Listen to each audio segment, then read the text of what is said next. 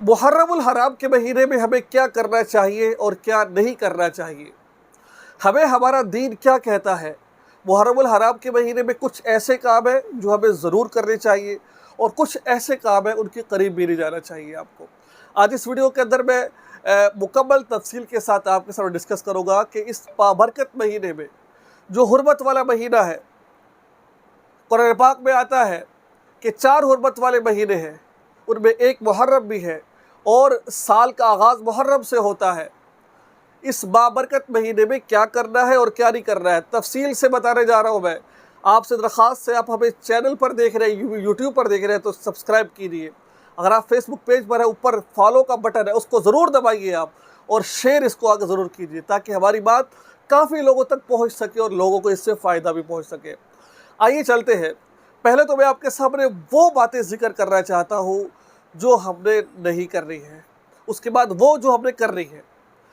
Number 1، اس بابرکت مہینے کے اندر ہم نے جو کام نہیں کرنا ہے وہ کالا لباس نہیں پہننا ہے۔ کالا لباس مت پہنیے۔ کالا لباس پہننا جائز ہے، لیکن محرم الحرام کے مہینے میں کالا لباس اس لیے نہیں پہننا کہ ہماری مشابہت غیروں کے ساتھ نہ ہو جائے۔ آپ کو پتہ ہے نا کالا لباس کون پہنتے ہیں، مجھے تفصیل کی ضرورت نہیں ہے۔ کالا لباس پہنتے ہیں، ان سے مشابہت سے بچنا ہے۔ یہ غم کا مہینہ نہیں ہے، ٹھیک ہے، یہ بات ہوگی۔ ہاں، اس کے علاوہ آپ کالا لباس پہن سکتے ہیں، کوئی مسئلہ نہیں ہے، لیکن ان دنوں میں مت پہنے آپ۔ حلیم لوگ پکاتے ہیں اور اس کو ضروری سمجھتے ہیں۔ دیکھیں حلیم لوگ کیوں پکاتے ہیں، نیاز مانگ رہے ہوتے ہیں۔ حلیم ان دنوں میں مت پکائیے کیونکہ غیر پکاتے ہیں، ان سے مشابہت نہ ہو جائے۔ دیکھیں مشابہت کا بڑا گہرا تعلق ہے، میں بار بار یہ بات کہتا ہوں، دین نے اس کو بڑا کہا ہے۔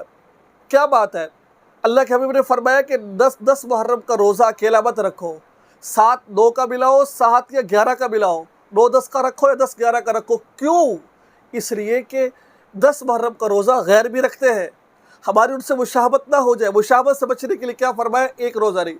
تو یہاں پر مشابہت ہو رہی ہے۔ حلیم پکانا جائز ہے، کھاؤ پیو موج مارو، لیکن ان دنوں میں مت پکاؤ آپ، ٹھیک ہے، اور ماتم مت کرو، ٹھیک ہے۔ اس کے علاوہ بدگوئی مت کرو، برے کام مت کرو۔ برے کام تو ویسے ہی نہیں کر رہے، اس مہینے میں بھی نہیں کر رہے ہم نے، ٹھیک ہے۔ اور ان کی مجلسوں میں مت جاؤ، غیر اللہ کا کھانا، کیونکہ محرم الحرام کے مہینے میں یہ لوگ بہت کر رہے ہوتے ہیں، نیاز کر رہے ہوتے ہیں، ٹھیک ہے۔ تو وہ کھانا جو غیر اللہ کے نام کا بنا ہو، اس کو خود تو کھانا بڑے دور کی بات ہے، اس کو اپنے جانوروں کو بھی نہیں کھلا سکتے ہیں۔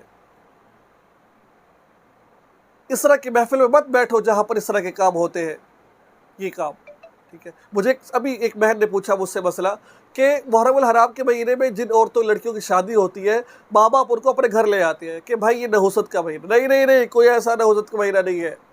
اگر آپ تاریخ اٹھا کے دیکھیں، کوئی ایسا دن آپ کو نہیں ملے گا جہاں پر کسی صحابی کی شہادت نہ ہوئی ہو۔ حضرت حسین رضی اللہ، بڑا المناک واقعہ ہے، شہادت اس سے بڑا کوئی ہو ہی نہیں سکتا۔ لیکن میرے بھائی دوستو، یہ غم کی بات نہیں ہے۔ یہ ایسا نہیں ہے کہ اپنے آپ کو پیٹنا شروع کر دیں، یہ کام نہیں کر رہے ہم نے۔ اور کیا کرنا ہے محرم الحرام کے مہینے میں، بالخصوص 9 اور 10 محرم کے اندر کیا کر سکتے ہیں ہم لوگ؟ نمبر 1، روزہ رکھنا، بڑی فضیلت ہے روزہ رکھنے کی۔ اللہ کے حبیب سے 2 چیزیں ثابت ہیں، روزہ رکھنا۔ نمبر 2، اپنے گھر والوں پر وسعت کے مطابق خرچ کرنا۔ آتا ہے کہ محرم الحرام کے مہینے میں 10 محرم کو اپنے گھر والے بیوی بچوں پر اپنی وسعت کے مطابق خرچ کرتا ہے، سارا سال اس کی رزق میں برکت ہوتی ہے۔ خدا کی قسم میں خود یہ کام کرتا ہوں، اور میں اپنی آنکھوں سے اس چیز کو دیکھتا ہوں۔ میں شادی کر سکتے ہیں اس مہینے میں، نکاح کر سکتے ہیں اس مہینے میں، بیوی سے مصری کر سکتے ہیں اس مہینے میں، بوس و کنار کر سکتے ہیں اس مہینے میں، تمام ایکٹیویٹی جو اور کرتے ہیں اس مہینے میں کر سکتے ہیں ہم لوگ، کوئی پریشانی کی بات نہیں ہے، ٹھیک ہے۔